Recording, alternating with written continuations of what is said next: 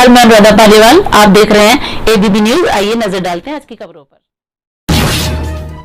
अखिलेश यादव और रालोद चीफ जयंत चौधरी की राहें लोकसभा चुनाव से पहले ही जुदा हो चुकी हैं। रालोद के एनडीए में जाने और हाथ मिलाने के बाद से ये दोस्ती पहले की तरह टिक नहीं सकी।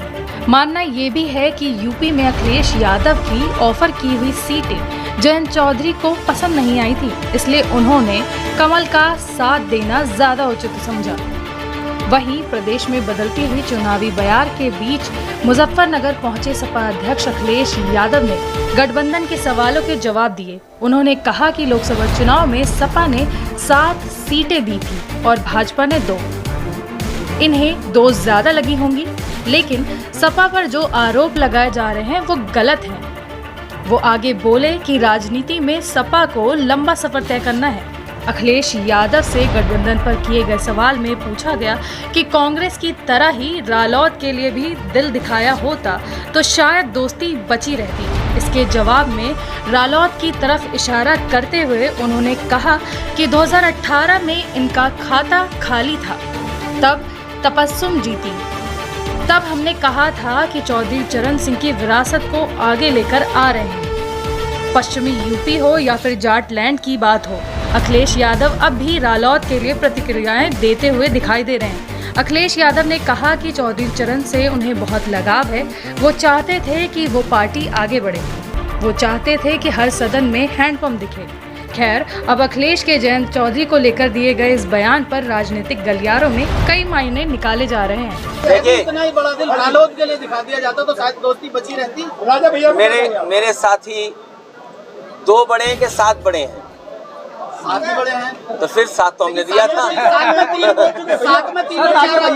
अगर हमारे पत्रकार साथी को नहीं कोई नहीं दिया, ये गलत बात है। राजनीति में समाजवादी पार्टी को बहुत लंबा सफर करना है। और 1 मिनट, क्योंकि यहाँ मैं बोल रहा हूँ और आपके सामने बोल रहा हूँ, मेरे पे सूची है मोबाइल पर।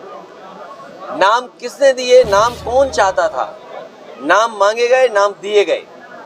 कोई भी आरोप ये नहीं लगा सकता कि समाजवादी पार्टी थोप रही है। और फिर हरिंदर मंडल जी के लिए मैंने ये कहा कि ये बातचीत कर लेंगे आपके दल से, और बातचीत में अगर आप संतुष्ट हो जाएंगे और अगर नहीं संतुष्ट होंगे तो हमें बताएंगे, और परिवार के उनका कोई सदस्य लड़ेगा तो हरिंदर मंडल जी नहीं लड़ेंगे। लेकिन हमारी पार्टी के प्रति इस तरह की बात नहीं करनी चाहिए किसी को, क्योंकि पार्टी ने आपको सम्मान दिया और हमारी कोशिश रही है, क्योंकि चौधरी चरण सिंह जी से लगाव केवल आप लोगों को तो है ही है, हमारा भी लगाव है, नेताजी का लगाव रहा, पार्टी का लगाव रहा। इसलिए हम चाहते थे वो पार्टी आगे बढ़े। और याद करना, जब पहली बार तबस्सुम हसन जी जीती थी तो मैंने क्या कहा था कि ये चौधरी चरण सिंह जी की विरासत को मैं वापस कर रहा हूँ। और 0 से हमने कितने विधायक समाजवादियों ने मिलकर के बनाए, 0 से। मैं ये चाहता था कि हर सदन में हैंडपंप दिखे। गठबंधन की बात अगर करें, लेकिन अब आपकी मर्जी। अगर आपको 2 नंबर ज्यादा लग रहा है बड़ा 7 से, तो इसके लिए मैं कुछ नहीं कर सकता। 1 मिनट।